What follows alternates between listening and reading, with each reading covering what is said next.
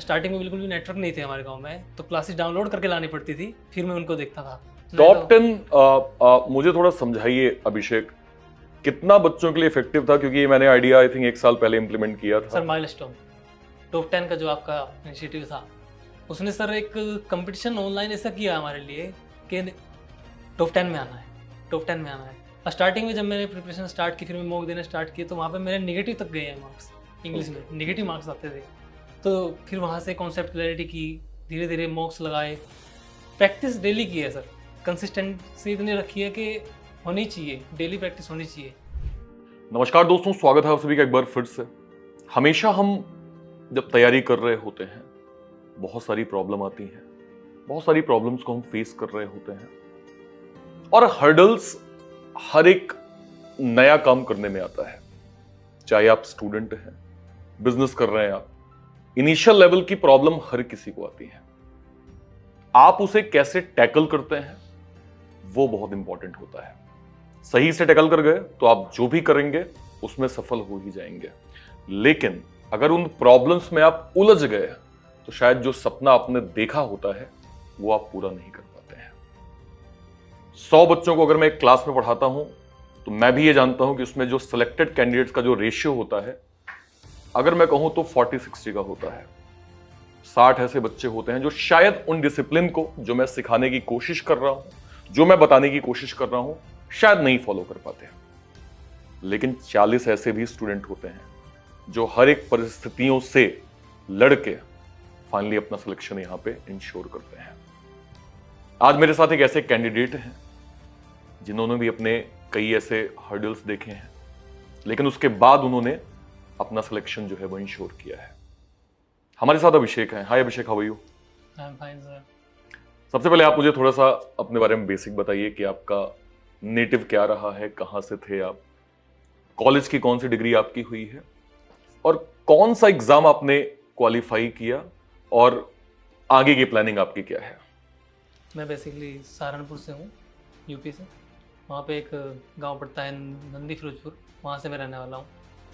और मैंने अपनी बेसिक एजुकेशन तो अपनी पहले गांव से ही की थी, क्लास 8 तक। फिर उसके बाद इंटर हमने अपने गवर्नमेंट इंटर कॉलेज से की, सहारनपुर से ही।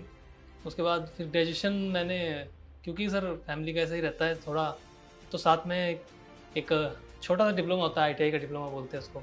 उधर विलेज एरिया में ऐसे होता है कि वही कर लो, थोड़ा बहुत जो मिल जाएगी, कोई अच्छा रहेगा, तो इसलिए डिप्लोमा के साथ साथ ग्रेजुएशन में फिर मैंने BA की, प्राइवेट बेस पे की, क्योंकि साथ में मुझे अपना कुछ फैमिली के लिए थोड़ा सा इनकम का भी करना था, जनरेशन, साथ में थोड़ा वर्क भी करना था। तो ऐसे करता रहा। फिर उसके बाद ग्रेजुएशन करते करते ही फिर मैं बैंकिंग केस में आ गया। यहाँ से फिर मैंने प्रिपरेशन स्टार्ट की। इसमें ये हुआ कि मेरी फैमिली में पापा है, मेरी मम्मी बचपन में एक्सपायर हो गई थी वो। उसके बाद फिर मेरी एक छोटी बहन है और एक छोटा भाई है फैमिली में। पापा मतलब शॉपकीपर है। आपके पेरेंट्स नहीं हैं? फादर है सर। ओके, ठीक सर, है, फादर है। ओके। और 2 छोटे भाई बहन हैं, और पापा शॉपकीपर है, हमारे विलेज में दुकान है पापा की। सर इतना ही है family background. Okay. Yes sir. मुझे आई एम नॉट श्योर कि मैं सही हूं, मुझे कंफर्म करेंगे, लेकिन शायद मैं ये मानता हूं कि तैयारी के टाइम पे कई स्ट्रगल के दौर आपने भी ये वाली चीजों में देखा ही होगा। यस सर, बस यस सर। तो कब अभिषेक दिमाग में आया कि बैंकिंग की तैयारी करनी चाहिए? कब आपको लगा कि बैंकिंग को ही मुझे फोकस करना है? और इनिशियल लेवल पे जैसे 4 सब्जेक्ट होते हैं अभिषेक, मैथ होता है, रीजनिंग होता है, इंग्लिश और GA। जरूरी नहीं होता कि सारे सब्जेक्ट हमारे अच्छे हों, और कभी कभी ऐसा होता है कि चारों ही सब्जेक्ट हमारे खराब हों। क्या आपका पहला फेज था चारों सब्जेक्ट को देख के, और जो आपके वीक सेक्शन थे आपने किस तरह से उसमें काम किया? सर बैंकिंग का मेरा रुझान जो है वो यहाँ से हुआ कि मेरे फादर साहब जो थे उनको अभी एक उनका थोड़ा फाइनेंशियल स्टेटमेंट का थोड़ा बैंक में जाना होता था, तो वहाँ पर उनको साथ सर रूडली बिहेव करते थे। मैं ये तो नेगेटिव वे में नहीं बोल रहा हूँ, रूडली बिहेव करते थे। मैं बैंक का नाम नहीं लेना चाहूँगा तो, लेकिन वहाँ पे फिर मैंने जाता था पापा के साथ में, तो देखता था कि यार ऐसे तो नहीं बनना है, कम से कम मैं जाऊँगा बैंक में, लेकिन ये नहीं होना चाहिए कि कोई अगर आ रहा है वहाँ पे तो ऐसा फील हो रहा है उसके साथ, इन्फीरियर फील कर रहा है वहाँ पे। तो मैंने फिर वहाँ से सोचा कि मैं बैंक में ही जाऊँगा। तो वहाँ से मेरा एम बन गया कि मुझे बैंकिंग की ही प्रिपरेशन के साथ बैंक मतलब मुझे भी लोगों की मदद करनी है, लेकिन अच्छे तरीके से अच्छे करनी तरीके है। से करनी है। और सर फिर उसके बाद बस यही प्रिपरेशन का दौर शुरू हुआ। तो गांव में सर नेटवर्क तक नहीं आते थे हमारे उस टाइम पर। स्ट्रगल का दौर अगर आप पूछ रहे हैं तो स्टार्टिंग में बिल्कुल भी नेटवर्क नहीं थे हमारे गांव में, तो क्लासेस डाउनलोड करके लानी पड़ती थी, फिर मैं उनको देखता था। स्टार्टिंग यहाँ से हुई। मतलब मुझे थोड़ा समझाइएगा, आप मैं शहर में शहर में जाके जाता था, डाउनलोड कर रहे हैं, डाउनलोड कर रहा हूँ क्लासेस, गांव आ रहे हैं आप, देख रहा हूँ उनको और वहाँ उसको से आप प्रैक्टिस कर पढ़ हूँ। रहे हैं यस आप। Sir, wow. आपकी क्लासेस होती थी सर।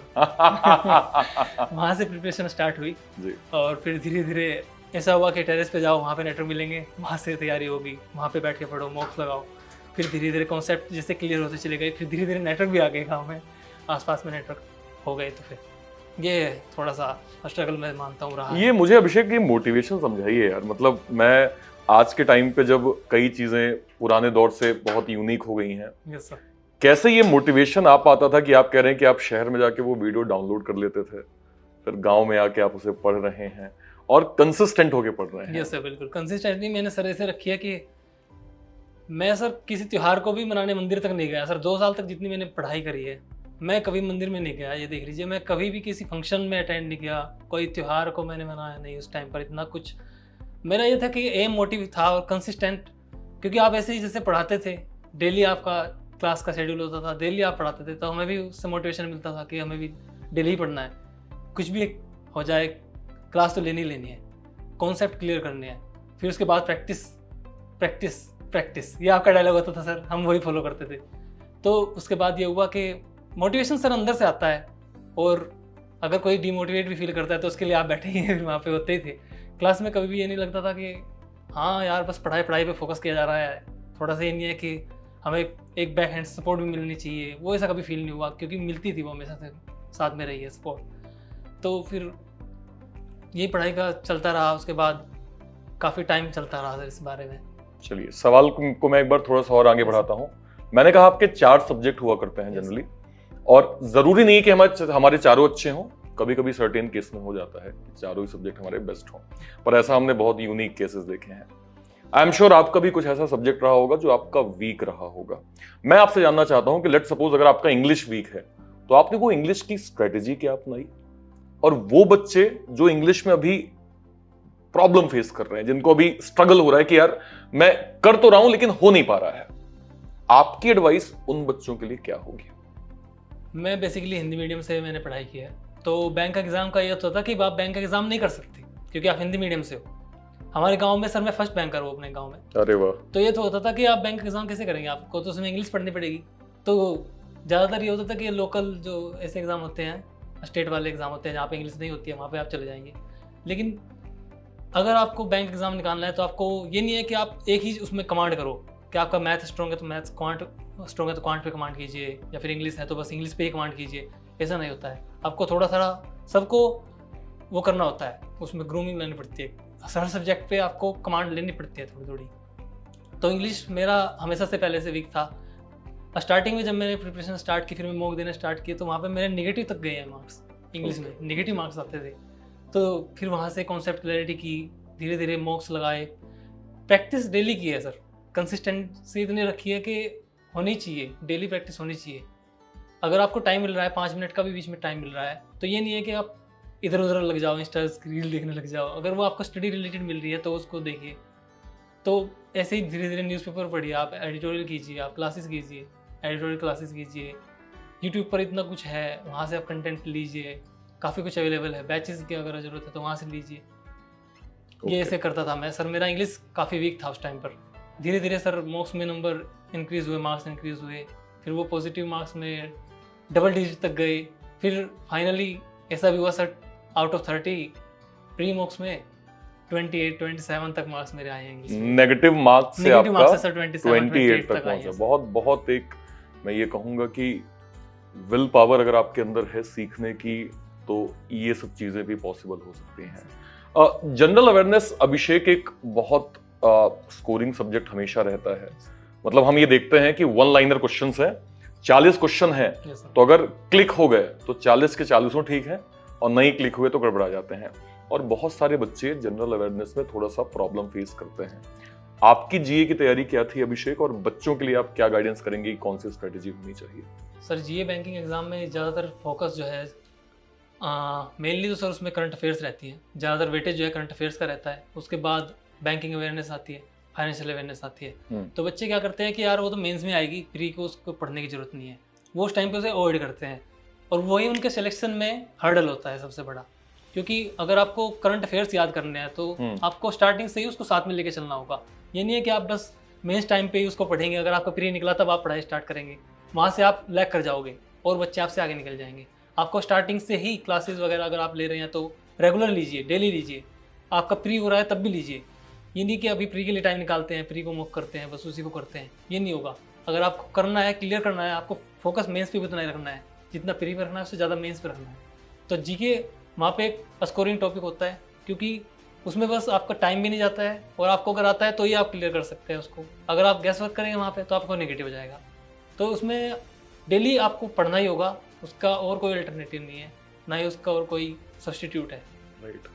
रीजनिंग का अगर मैं थोड़ा डिटेल करूं कि रीजनिंग को आपने कैसे बेसिक से एनहांस किया और किस तरह से आप रीजनिंग में आपने कमांड की? रीजनिंग सर मैंने सारे कॉन्सेप्ट जितनी क्लैरिटी थी मैं वो तो सर आपसे ही करी। कॉन्सेप्ट क्लैरिटी तो आपसे ली है मैंने सर।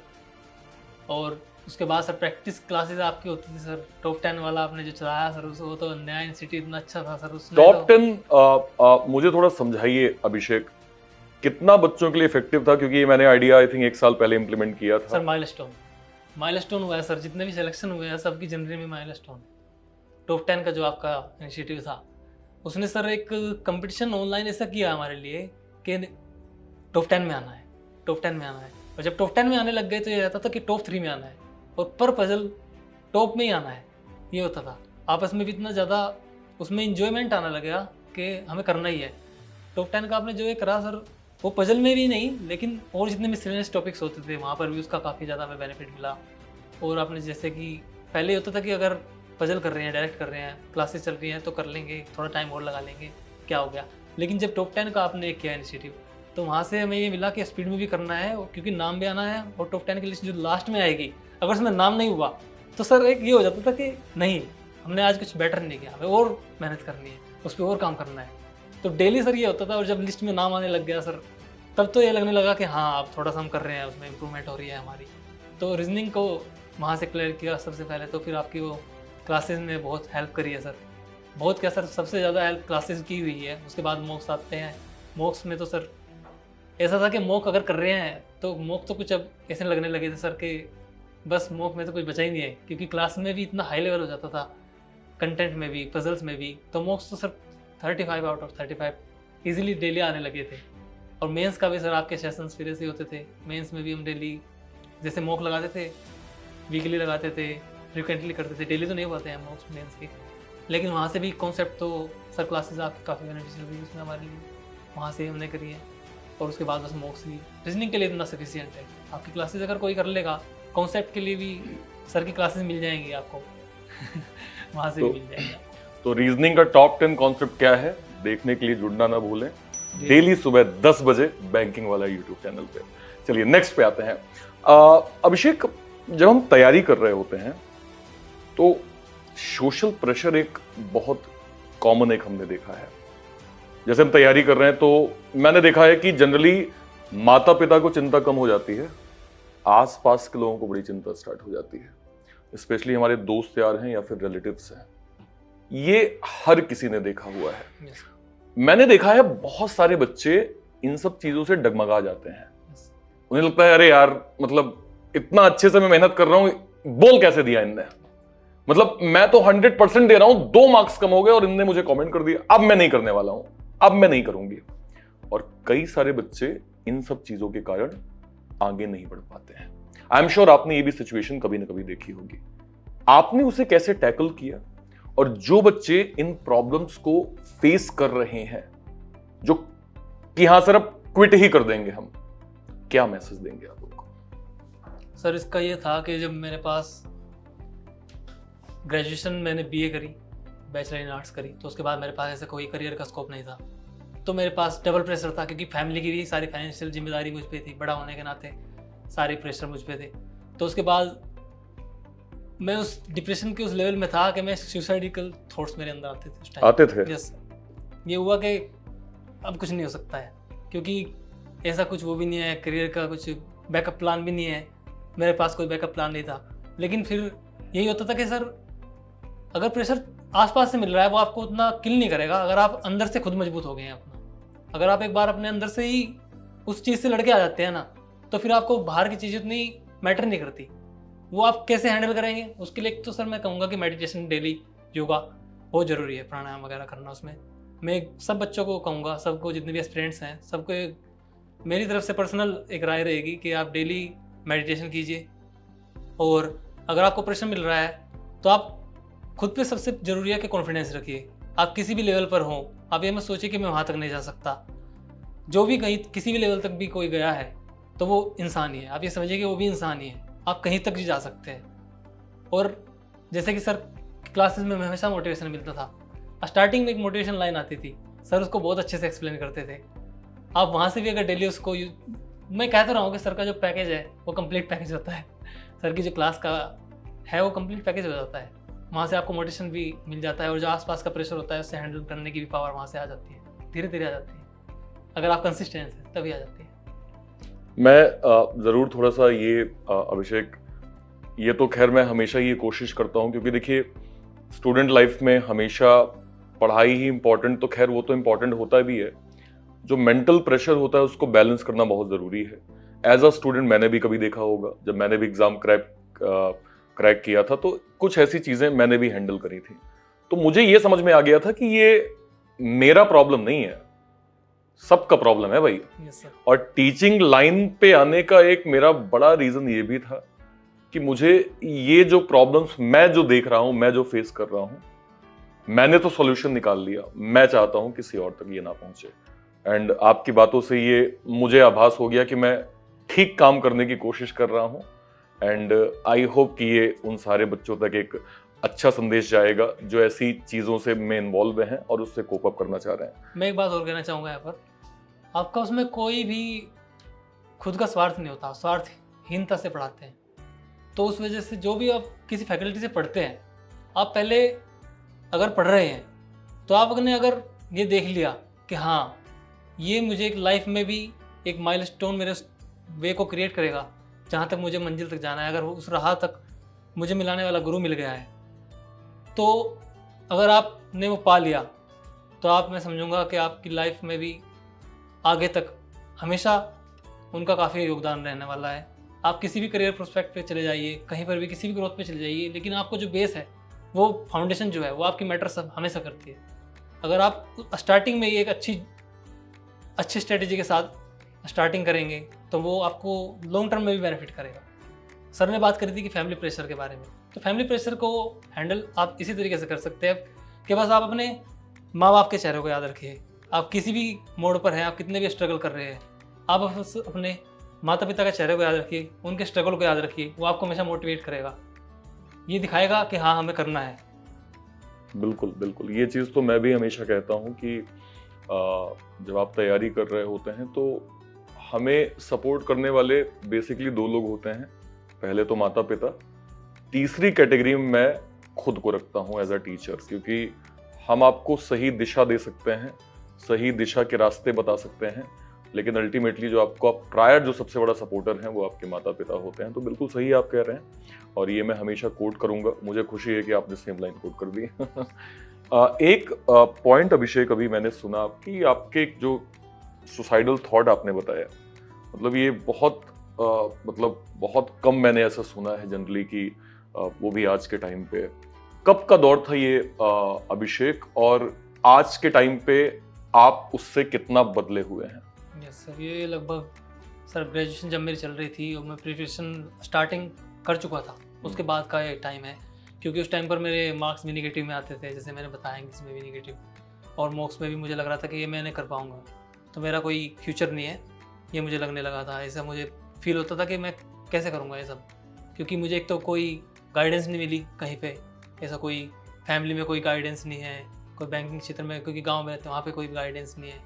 तो ये सर ऑनलाइन इतना बेनिफिशियल रहा मेरे लिए, ऑनलाइन पढ़ाई, वहाँ से जो मैंने ऑनलाइन स्टडी की वहाँ से मुझे मोटिवेशन मिला। फिर ये तो उस टाइम पर मुझे उससे पहले, क्योंकि उस टाइम तक नेटवर्क नहीं थे जैसे मैंने बताया, तो तब तक मैं ये देख रहा था कैसे पढ़ना है, कैसे क्या करना है, लाइफ में कुछ है नहीं। तब वहाँ पे सुसाइडिकल थॉट्स आते थे। उससे सर मैंने कोप अप यही है कि योगा से किया मेनली। तो फिर उसके बाद सर धीरे धीरे बस ये जर्नी ऐसे ही बनती चली गई। फिर आप मिल गए वहाँ से, फिर वहाँ से आपने काफ़ी हेल्प की है। उसमें सेशंस से काफ़ी मोटिवेशन मिला। धीरे बीच बीच में एक डोज आती रहती है, मोटिवेशन लाइन आती रहती है, मोटिवेशन की डोज मिलती रहती है बीच बीच में सेशंस के, वहाँ से काफ़ी हेल्प मिली। और सर आज अगर करंट सिनेरियो में देखूँ तो सर मैंने लगभग अपने साथ वाले बच्चों को भी सर इस चीज़ से निकाला है। बहुत बढ़िया। इस चीज़ से निकाला है मैंने इसको, क्योंकि मैं उस चीज़ को गुजर के आ चुका हूँ वहाँ से। तो मैं उस चीज़ को समझ सकता हूँ कि वो कैसा प्रेशर होता है। अगर उस हद तक कोई प्रेशर वाला मुझे अब तक साथ में तो मिला नहीं है, लेकिन जितना भी होता है मैं उस चीज़ को हैंडल कर लेता हूँ। फिर मैं उन्हें बताता हूँ उस चीज़ के बारे में। मैंने काफ़ी बच्चों को उस चीज़ से निकाल दिया कि नहीं, और सर वो आज काफ़ी सक्सेस पॉइंट पे भी पहुँच गए, सक्सेस नहीं नहीं, वाकई मतलब ये तो मैं खुशी के शब्दों के साथ कहूँगा कि SBI क्लर्क के अधिकारी हैं अभिषेक, और आप जर्नी सुन ही रहे हैं। तो मुझे इस चीज़ को बोलते हुए बहुत प्राउड हो रहा है कि ऐसे स्टूडेंट को अगर आप मतलब जब आपको पता चलता है कि पोटेंशियल तो है, कुछ चीज़ें लैक हो रही हैं, और आप जब उनमें कुछ % सहयोग कर देते हैं तो आपका जीवन धन्य हो जाता है। क्योंकि एज अ टीचर हमें सिर्फ दुआएं मिलती हैं, और वो दुआएं हमारे लिए मोर देन सफिशिएंट होती हैं। सो अभिषेक, एक मेरा सवाल यहाँ पे ये आ रहा है कि मॉक टेस्ट हमेशा एज अ टीचर हम बच्चों को बोलते हैं कि मॉक टेस्ट की वैल्यू करो। मैं तो हमेशा ये बोलता हूं टू बी ऑनेस्ट कि अगर आपके पास आपने PW का मॉक ले रखा है तो कोशिश करें कि सुबह 9 बजे मॉक दें और 8:50 पे उस कुर्सी पे बैठ जाएं, 10 मिनट वेट करें और फिर 9 बजे मॉक दें। मतलब मैं उनको बोलता हूं कि जब तुम डेली एक मॉक दो तो ये एज्यूम करो कि यही तुम्हारा 750 रुपए है, और इसकी वैल्यू करके मॉक दो। आप चूंकि आज उस जगह पे बैठे हैं जहां पे आपने ये दौर निकाल लिया है, मॉक टेस्ट की कितनी वैल्यू है और उन बच्चों को क्या सजेस्ट करेंगे जो अभी भी मॉक टेस्ट की वैल्यू को थोड़ा कम ज्यादा करते हैं? सर मेरी जो प्रिपरेशन की जर्नी है वो लगभग 2.5-3 साल चली है, और उसमें स्टार्टिंग के 1 ईयर मैंने कॉन्सेप्ट क्लियर करने के बाद यही सोचा कि बस मैं क्लासेस करता रहूँगा, वहाँ से प्रैक्टिस होती रहेगी। लेकिन उतना सफिशिएंट नहीं होता है कई बार, क्योंकि कुछ स्ट्रेटेजी होती हैं, कुछ एग्ज़ाम का पैटर्न होता है, वो हमें मॉक्स से ही पता चल सकता है। हमें क्लासेस में कॉन्सेप्ट क्लैरिटी मिलती है, हमें प्रैक्टिस मिलती है, लेकिन कुछ चीज़ें वहाँ पर लैक कर जाती है। जैसे कि स्पीड डेली आएगी, वो हम मॉक्स से काफ़ी उसको इम्प्रूव कर सकते हैं। डेली मॉक्स से हमें एक एग्ज़ाम फील मिलता है, एग्ज़ाम हॉल वाला फील मिलता है। और सर मेरा तो ये था कि मैंने 1 साल बाद मॉक स्टार्ट किए। फर्स्ट ईयर में मेरा कोई भी एग्ज़ाम नहीं निकला, प्री तक भी नहीं निकला। फिर मुझे ये रियलाइज़ हुआ कि नहीं, ऐसे काम नहीं चलेगा। और फर्स्ट ईयर आपने मॉक नहीं दिया? मॉक नहीं दिया सर मैंने 1 साल पूरा, कोई मॉक नहीं दिया था, क्योंकि मैं डरता था। मॉक से स्टार्टिंग में बच्चों को भी डर लगता है, वैसे ही मैं था स्टूडेंट सेम, मुझे भी इतना डर लगता था कि मॉक नहीं देना है यार, मॉक में तो नंबर कम आएंगे, पहले तुम पढ़ लो, इस चीज़ को सीख लो, फिर उसके बाद मॉक लगा लेंगे। अब ये स्टार्टिंग में मॉक लगाओगे तो रह जाओगे। और मॉक में एक फियर ऐसा होता है मॉक का कि नहीं, फियर है बहुत इसका, मॉक नहीं करना है। और मेंस के तो मॉक बिल्कुल भी नहीं करने, वो तो अगर प्री निकलेगा तभी देखना है कुछ उसमें है या नहीं है, उससे पहले तो देखना ही नहीं है। तो मॉक सर स्टार्टिंग में मैंने नहीं की 1 साल, फिर उसके बाद जैसे ही मैंने सेकंड ईयर में धीरे धीरे मॉक लगाने स्टार्ट किए, तो फिर मुझे वहाँ से इंपॉर्टेंस पता चली मॉक्स की कितनी होती है। तो फिर ये मॉक करते करते जैसे एग्ज़ाम आते थे, तो उस टाइम पे मैं ये करता था कि मुझे जैसे पता लगता था कि प्री का एग्ज़ाम इस टाइम है, तो सर मैं उसी टाइम के हिसाब से उसी टाइम पर मॉक देता था, क्योंकि उससे आपका एक जो बॉडी क्लॉक है, माइंड क्लॉक, जो आपकी नेचुरल क्लॉक होती है, वो उसी टाइम पर एक्टिवेट हो जाती है। कई बार ये होता है कि हम मॉक्स लगा रहे हैं रात के टाइम, और पेपर हमारा है, एग्ज़ाम हमारा है 12 बजे दिन में, तो फिर उस टाइम पर उतना बेटर हमारे लिए वर्क नहीं करता। ये मेरा पर्सनल एक्सपीरियंस ऐसा है, हो सकता है ये सही हो या गलत हो। आप क्या सजेस्ट कर रहे हैं? मैं सजेस्ट कर रहा हूँ कि जैसे कि आपका एग्जाम टाइम जो है, जैसे आपका एडमिट कार्ड आता है, आप उसी टाइम पर एग्जाम टाइम पर ही मॉक लगाइए, वो आपको डबल बेनिफिट करेगा। ये मुझे तो मेरे साथ तो सही हुआ है। राइट, यानी मान लीजिए अगर मेरा एडमिट कार्ड आ गया है और मेरा टाइमिंग 3:30 है, यस सर, तो मुझे डेली 3:30 पे ही एटलीस्ट एग्जाम तक डेली एक मॉक देना है। डेली एक मॉक देना चाहिए। राइट, बहुत बढ़िया, ये बहुत अच्छा एक पॉइंट है।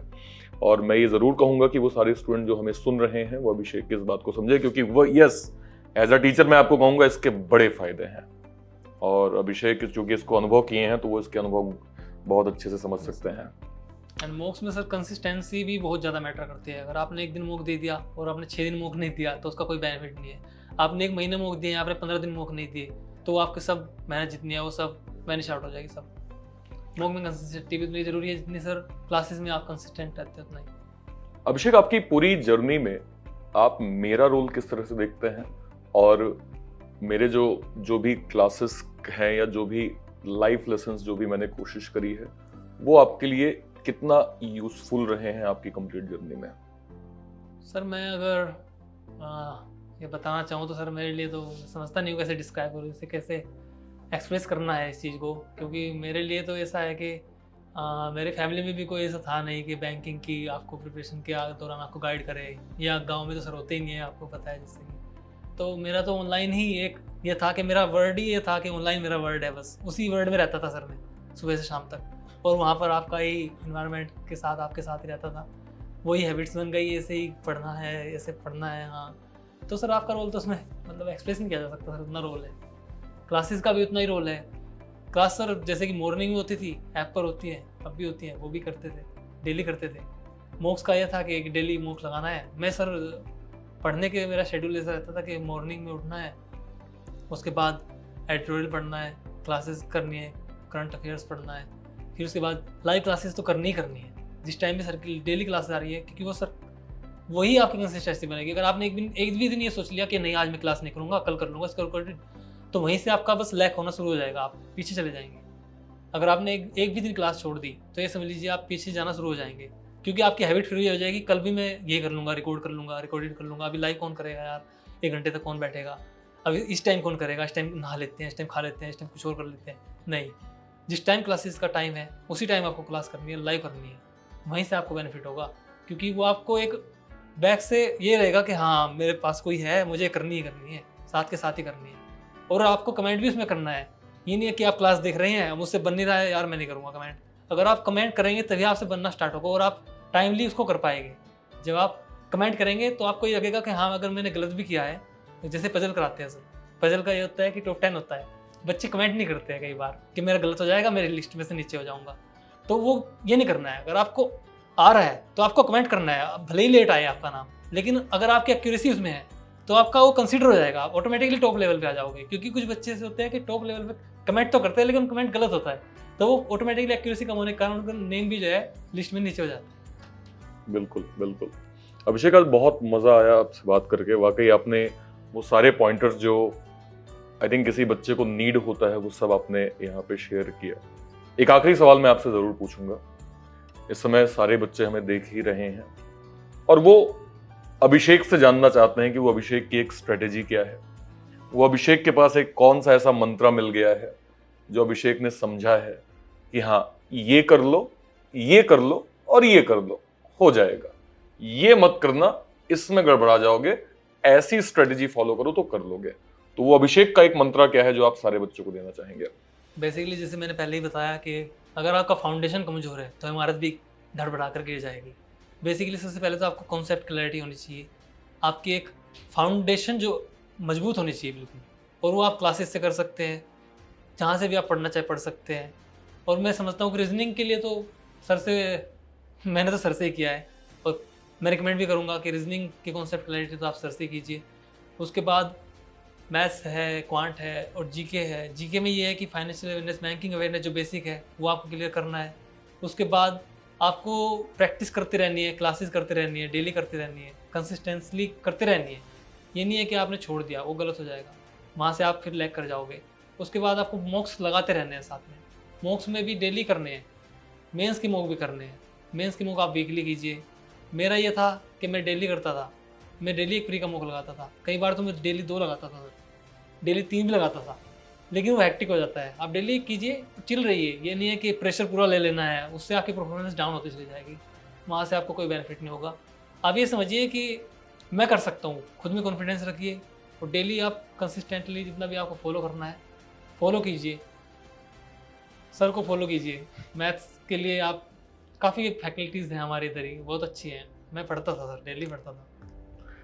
चलिए अभिषेक, बड़ा अच्छा लगा यार आपसे बात करके, और आई थिंक वो सारी चीज़ें जो एक बच्चों की नीड होती है वो सब मैंने आपसे पूछने की कोशिश करी और आपने बहुत सटीक आंसर दिए हैं। इस चीज़ को मैं ज़रूर कहूँगा, जितने बच्चे हमें देख रहे हैं मैं इस चीज़ को ज़रूर कहूँगा कि अगर आपने अभिषेक की 10% बातों को भी मान लिया तो सिलेक्शन तो आपका तय हो जाएगा, इसमें कोई दो राय नहीं है।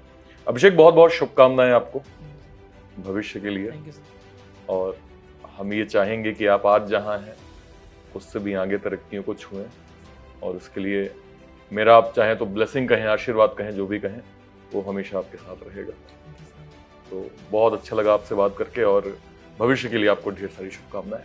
Thank you sir. सो ये थे हमारे साथ अभिषेक वर्मा, जिनकी सक्सेस स्टोरी हमने समझी। सक्सेस स्टोरी भी थी, इमोशनल स्टोरी भी थी, हम दोनों से ही कनेक्ट कर पाए हैं।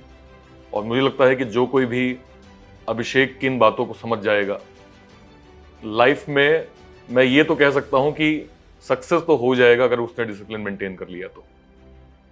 अगले किसी पॉडकास्ट में हम किसी और अभिषेक वर्मा के साथ होंगे, उनकी भी सक्सेस स्टोरी को हम पॉडकास्ट में बहुत अच्छे समझ रहे होंगे, और ये सीखेंगे कि स्ट्रगल के दौर पे कौन कौन सी चीजें हम बनाए रख सकते हैं ताकि वो हार्ड टाइम भी हमारे लिए इजी टाइम हो जाए। फिलहाल के लिए सेशन को अभी इतना ही रखते हैं। Till then bye bye, thank you so much, जय हिंद।